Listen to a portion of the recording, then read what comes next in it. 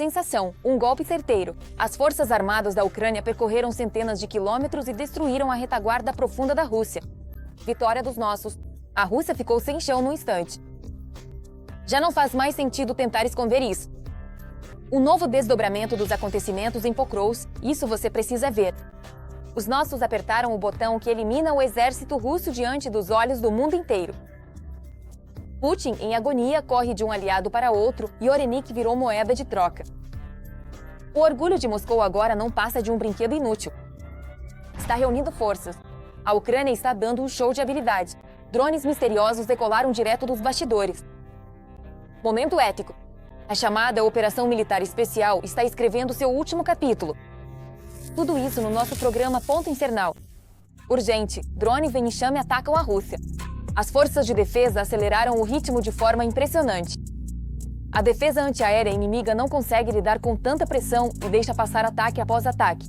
O território da Rússia está em chamas com a nossa vingança. Nas profundezas da retaguarda inimiga, a voz do medo começa a silenciar. As forças armadas da Ucrânia estão apostando tudo. A artilharia balística ucraniana rasga o céu sobre Putin. O míssil britânico Storm Shadow segue direto rumo a Moscou. Uma derrota relâmpago está prestes a acontecer. O chão está sumindo sob os pés do Kremlin. O mais interessante ainda está por vir. Não perca nada sobre isso a seguir.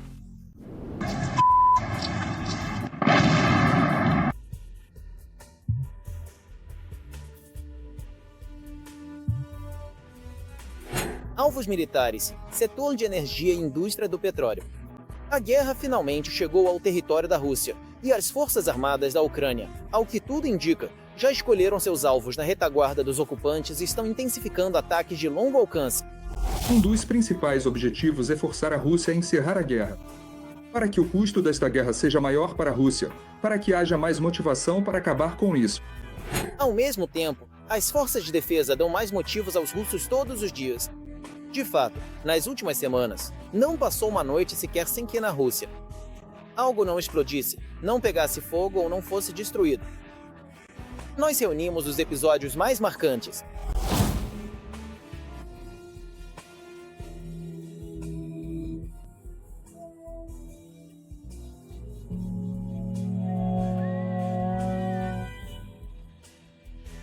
Sem dúvida, o acontecimento mais marcante em relação aos apagões russos foi o ataque das Forças Armadas da Ucrânia à região de Moscou na noite de 1º de novembro.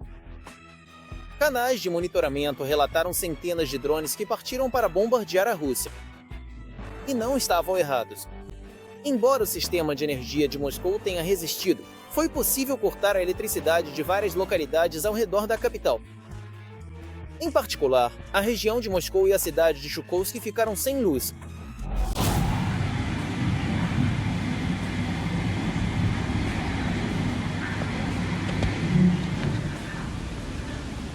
As forças armadas da Ucrânia já realizaram vários ataques a estações e subestações, e periodicamente a eletricidade e o aquecimento são cortados em muitas cidades da Rússia e nos territórios ocupados. Lembro que a Ucrânia está conduzindo uma campanha contra o setor energético russo em resposta ao terror russo contra instalações de geração de energia na Ucrânia. Acho que em dezembro essa campanha de retaliação vai atingir um novo patamar, com o uso dos mísseis Flamingos quase em todos os modos. Continua também a campanha de destruição da indústria petrolífera russa. Em particular, nos últimos dias, os ataques em Tuapse foram especialmente eficazes. O ataque ao porto marítimo de Tuapse foi bastante grande, eficaz e também impressionante. Os moradores locais começaram a tirar fotos e gravar vídeos desse ataque. O início desse ataque também foi registrado em vídeo.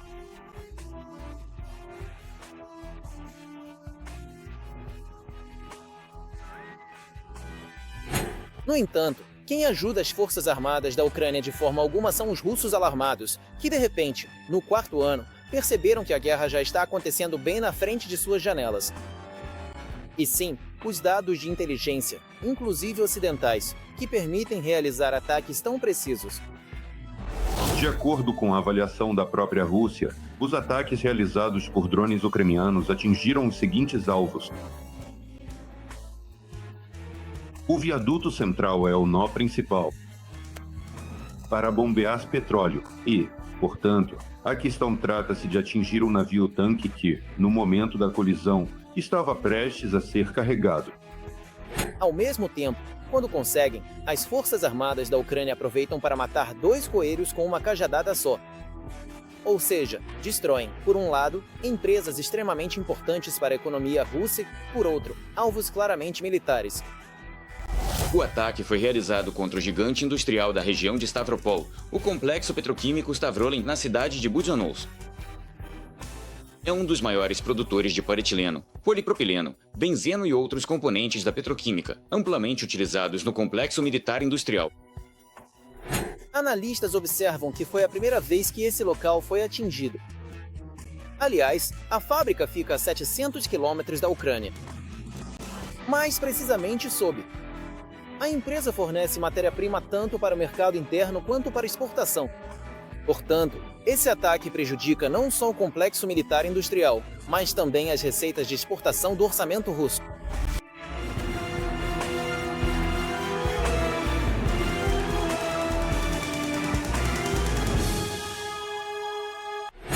As forças de defesa também estão atuando contra alvos russos em territórios ocupados. Alguns dias atrás, os moradores da Crimeia sentiram isso especialmente após um dos maiores ataques à península nos últimos meses. Em particular, contra depósitos de petróleo em Kivardisk e Sebastopol. A resposta para esse episódio é a seguinte. Em apenas 1 hora, 2 grandes depósitos de petróleo na Crimeia foram desativados ao mesmo tempo. Isso significa a perda total do abastecimento logístico dos ocupantes nesse setor, especialmente tendo em vista a destruição e o descomissionamento do maior terminal petrolífero em Feodosia e a escassez generalizada de gasolina na própria Rússia, que, tenho certeza, é o único fator histórico no reabastecimento dos depósitos de petróleo da Crimeia. Este último, na noite de 4 de novembro, drones, assim como mísseis Storm e Shadow das forças de defesa, conseguiram causar danos aos depósitos de energia e petróleo russos e complicar significativamente sua presença nos territórios ocupados, desativando efetivamente todas as instalações militares na zona de impacto. Drones ucranianos realizaram ataques em Lugansk, Alchevsk, Chadiv e Pervomais. Esses são territórios temporariamente ocupados da região de Lugansk. Foi registrado um desligamento em massa de consumidores de energia elétrica. Bloqueios no território da Federação Russa nos últimos dias. Ataques de drones das forças de defesa da Ucrânia. Na região de Kursk, foi em Zelezhnogorsk, na subestação. A cidade está completamente sem energia. Na região de Lipetsk, foi a subestação de tração SUS. Uzman, consequentemente, a cidade de Oriol. O ataque foi realizado no setor de Oriol. Isso é o que diz respeito ao blackout. Quanto aos alvos militares, uma das ofensivas de longo alcance mais bem-sucedidas das Forças Armadas da Ucrânia, segundo analistas, foram as explosões na represa perto de Belgorod. O ataque foi tão preciso que nenhum civil ficou ferido. E as unidades russas na região de Kharkiv, devido ao transbordamento da água, ficaram isoladas de seus próprios grupos.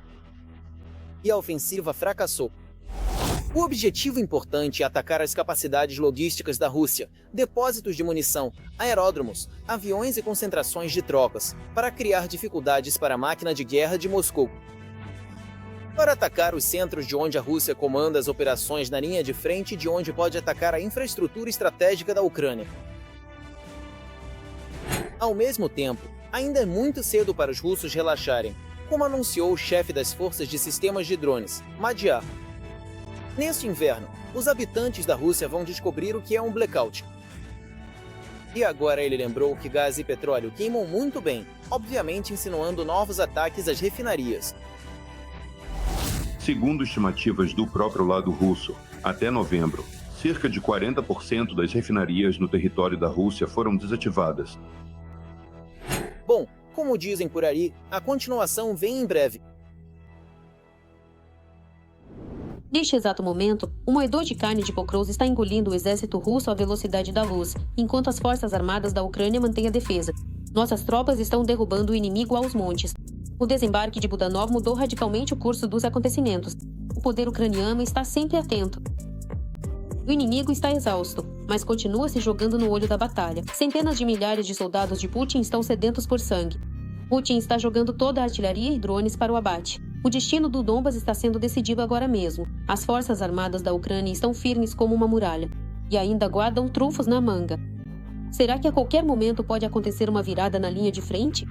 Vamos contar mais sobre isso na próxima matéria. A batalha decisiva por Pokrovsk continua. As tropas russas avançam dentro da cidade, mas as forças ucranianas mantêm a defesa e realizam contra-ataques, retardando as ações do inimigo.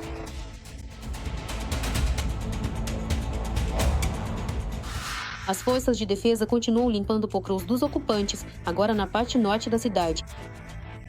Isso foi possível porque, nos últimos dias, conseguiram reforçar o efetivo e o equipamento. Após uma operação aerotransportada bem-sucedida, forças adicionais da unidade especial se juntaram aos comandos da inteligência militar que haviam ocupado certas posições e aberto um corredor terrestre.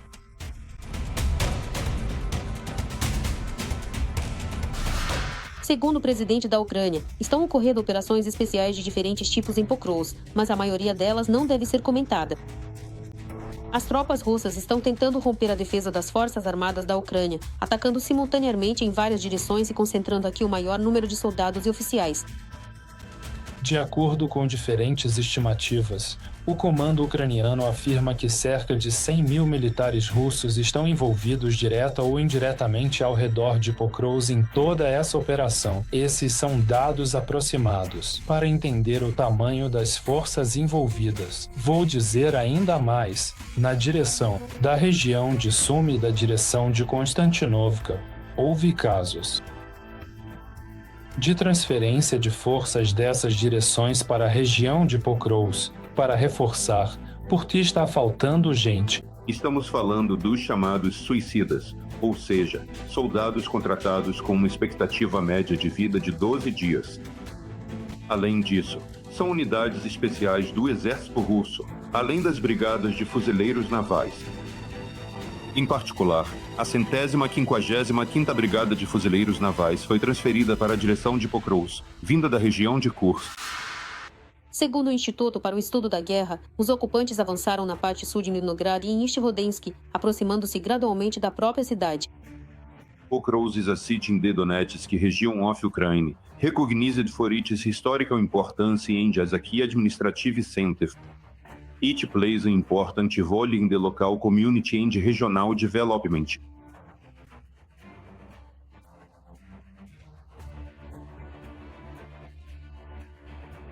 Deve-se notar que, adicionalmente, os ocupantes estão tentando intensificar a ofensiva com o objetivo de tomar sob controle direto as localidades das Forças Armadas da Ucrânia. As Forças Armadas da Ucrânia realizam contra-ataques armados para impedir o avanço adicional dos ocupantes russos. O inimigo está tentando cercar Pokrovsk e os assentamentos mais próximos. Os ocupantes estão aumentando em número. Ataques, incluindo o uso de diferentes tipos de drones, como drones de vigilância e drones armados, que têm sido empregados em operações militares e em ações de monitoramento. O início é crítico e isso já não faz diferença, porque os drones russos já estão lá, grupos de sabotagem russos já estão presentes, projéteis estão voando e, para o deslocamento das tropas ucranianas, a situação piorou ao máximo nas últimas semanas. Segundo o Estado-Maior, ao longo do último dia, os defensores ucranianos impediram 55 ataques do agressor. O tempo desses ataques combinados é utilizado até o batalhão de tanques. As Forças Armadas da Rússia e da Federação possuem mais de 30 unidades de veículos blindados pesados. Além disso, a tática é usada de forma inconsistente. Os ocupantes entendem perfeitamente a superioridade das forças de defesa da Ucrânia no uso de drones FPV. E que até as posições das forças de defesa da Ucrânia chegarão não mais que 20% dos veículos blindados pesados e, consequentemente, do efetivo pessoal.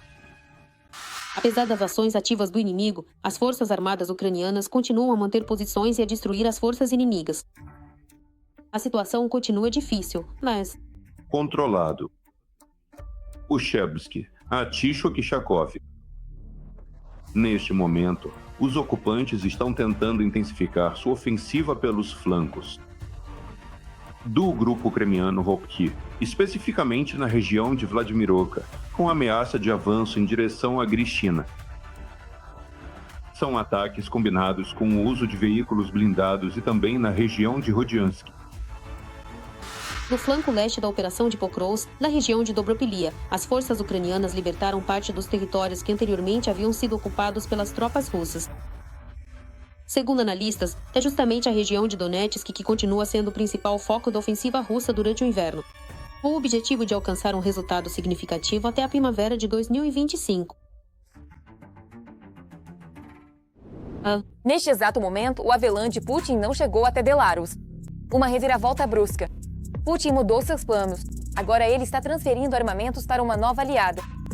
A Venezuela entra em cena. Trump alertou os Estados Unidos. Num instante, explodiram de raiva. Washington prepara um golpe que vai destruir todos os planos do ditador. Lançamento de uma mega-arma. Putin foi longe demais. A Rússia está a um passo do abismo. A linha de frente encurralou o exército inimigo contra a parede. O cerco está se fechando. O que a ousadia do chefe do Kremlin vai trazer para ele, você confere na matéria a seguir. Putin é um mentiroso e assassino, e o futuro da democracia em todo o mundo está em risco se os Estados Unidos fizerem algo menos do que vencer o ditador do Kremlin. Foi o que declarou o senador republicano Tom Tillis. Se você acha que a Ucrânia é um país do outro lado do oceano e que não tem relação com a nossa segurança nacional, pense de novo. O mundo é pequeno. O mundo inteiro está assistindo. A força das nossas alianças está em jogo. Parece que a ameaça, na verdade, está cada vez mais próxima dos Estados Unidos. Nem que fosse só porque Putin ia lutar contra eles. Por enquanto, através da Venezuela. O primeiro vice-presidente do Comitê de Defesa da Duma Estatal, Alexei Zuravliev, declarou em entrevista ao jornal Gazeta Ru que a Rússia está fornecendo armas para a Venezuela e não descartou a possibilidade de entregar o sistema Orenik para Caracas. A Federação Russa, sim, por meio da Venezuela, está tentando enfraquecer a influência dos Estados Unidos nessa região. Acredito que a Venezuela é um dos maiores jogadores no mercado de petróleo. Por isso, há tanta atenção por parte da Federação Russa, mas não só por isso. Os Estados Unidos vão realizar testes de um míssil balístico intercontinental após a ordem de Donald Trump para iniciar testes nucleares. A realização de testes nucleares, antes de tudo, um sinal tanto político quanto militar dos Estados Unidos. Lembro que os Estados Unidos possuem o maior arsenal nuclear. É o principal país nuclear. E deve ser mencionado que, ao contrário das declarações do presidente Trump sobre a retomada dos testes nucleares, ele deu a ordem para a realocação de submarinos nucleares diretamente para as costas da Federação Russa. Lembro que, na frota dos Estados Unidos da América, há 71 submarinos nucleares, enquanto o país ocupante tem 13. Enquanto o mundo fala sobre a guerra, a Ucrânia luta por sua independência. Nessas imagens, soldados ucranianos expulsam o inimigo de Pokrovsk. Na direção de Pokrovsk, a decisão do comandante-chefe das Forças Armadas da Ucrânia, Syrskyi, foi transferir reforços, unidades especiais da Direção Principal de Inteligência do Ministério da Defesa da Ucrânia, o Serviço de Segurança da Ucrânia e, consequentemente, unidades especiais das Forças de Operações Especiais. Esta unidade especial tem como objetivo desbloquear a logística das forças de defesa da Ucrânia e eliminar pequenos grupos de assalto de infiltrados russos. E essas são imagens do desembarque e do trabalho de combate dos soldados da inteligência militar em Pokrovsk. Foi informado que a operação na área designada continua.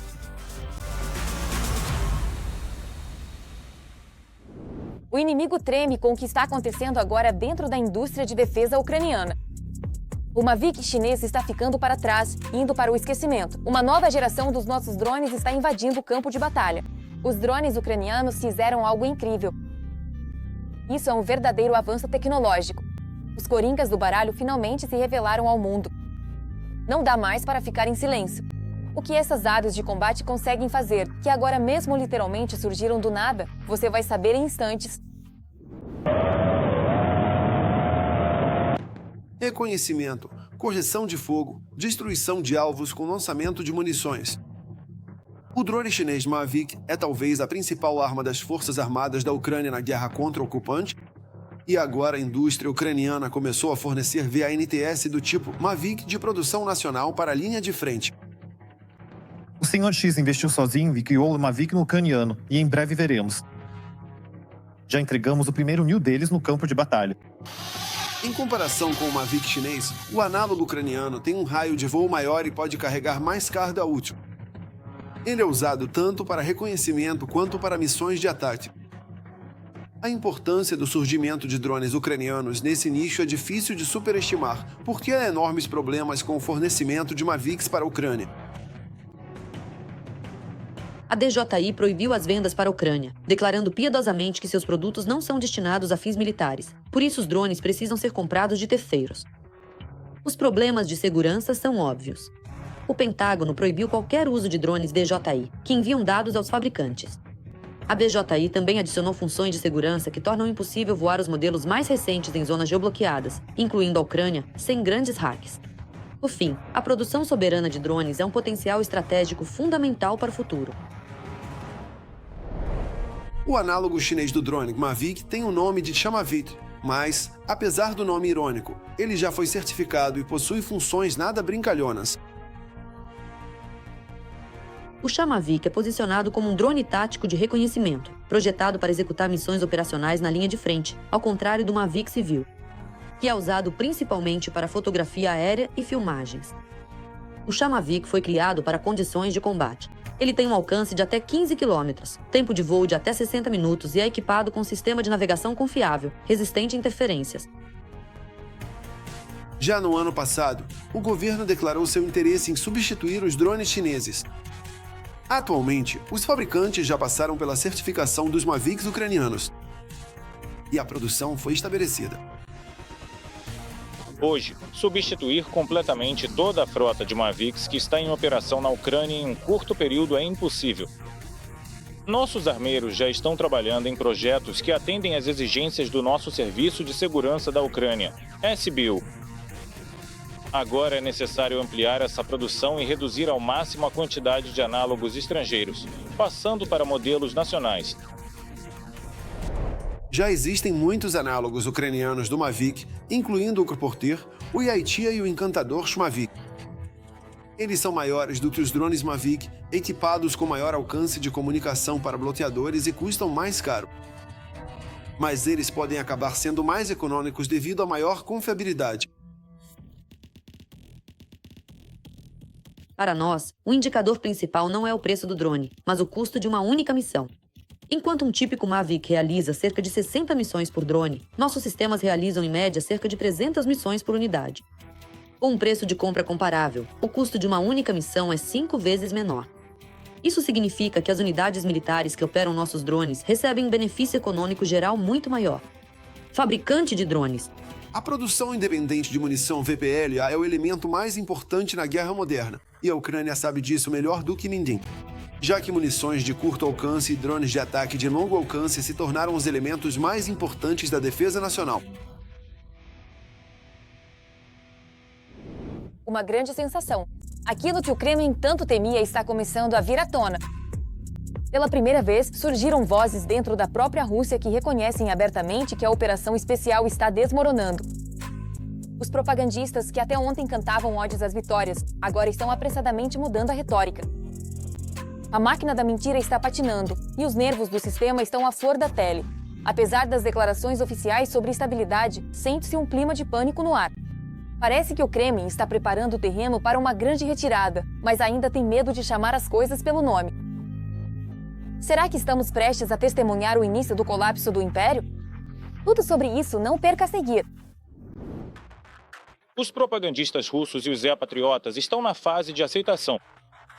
Mesmo que a gente consiga, não haverá nenhuma troca e conquistar a última parte da região de Donetsk. No geral, ainda assim a situação será muito ambígua. Uma retirada nada triunfante. Agora até na Ross TV já se fala sobre o fracasso na linha de frente. Bom, Já se passaram 3 anos e meio. Ele tem razão. Acontece que já estávamos em Berlim mais ou menos 4 anos depois. Onde estamos agora? Apenas 20% do território foi conquistado. Bom, é preciso refrescar a memória. A gente vê que tem algo errado. Os especialistas riem dos relatórios bravateiros do Ministério da Agressão Russo sobre o avanço do exército russo na linha de contato. Há de 2 a 3 assentamentos por dia. Você escolhe os assentamentos apenas por curiosidade. Uma tinha uma população de 500 pessoas em 2001, enquanto a outra tinha uma população de 160 pessoas em 2001. Pessoal, é isso aí. 20 a 30 casas. E eles declaram abertamente que a chamada SVO, nós, declaramos que não mudamos os objetivos que foram estabelecidos. Mas, na minha opinião, se isso interessa, me parece que tudo está caminhando para que, no fim das contas, a Rússia provavelmente vá para o que chamam de acordo. Um acordo sempre pressupõe compromisso, e compromisso significa abrir mão de alguns dos objetivos e intenções que foram declarados anteriormente. Para ser justo, tudo isso ainda não está sendo dito nos canais federais. Nesses canais, como sempre, só falam de vitória. Mas, como não há muito o que dizer sobre a frente, eles mostram Portas do Kremlin com a inscrição Biblioteca. Biblioteca pessoal do chefe do Estado russo. Os propagandistas do Kremlin trabalham incansavelmente para mostrar como o czar se preocupa com seu povo.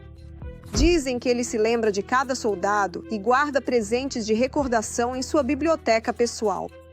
A atenção especial vai para a bandeira da 155ª Brigada Independente de Fuzileiros Navais.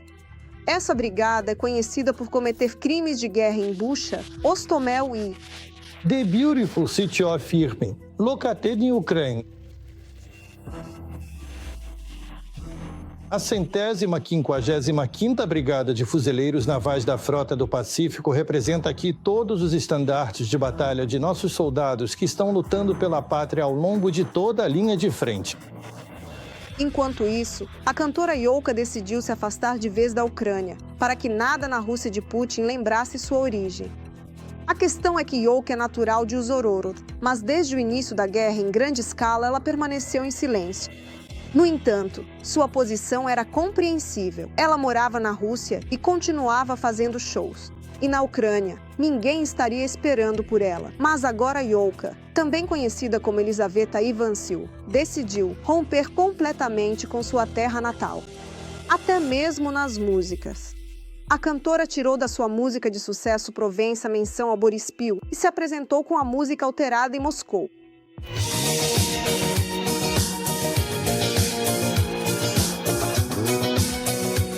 Aliás, falando em músicas, a última tendência do regime do Kremlin é influenciar as crianças através da música, diretamente nas escolas e em nível oficial. Em novembro, os alunos vão encontrar propaganda do espírito russo em todos os intervalos. No âmbito do projeto nacional russo Melodias em vez de sinos, os intervalos escolares em novembro acontecerão ao som de músicas dedicadas ao Dia da Unidade Popular. Os alunos ouvirão composições patrióticas modernas sobre amizade, ajuda mútua e amor pela pátria. É tudo o que tenho para agora. Eu estava com você, Darina Gutskala. Mais notícias terríveis na nossa próxima edição. Enquanto isso, não se esqueça de se inscrever e curtir. Dê você!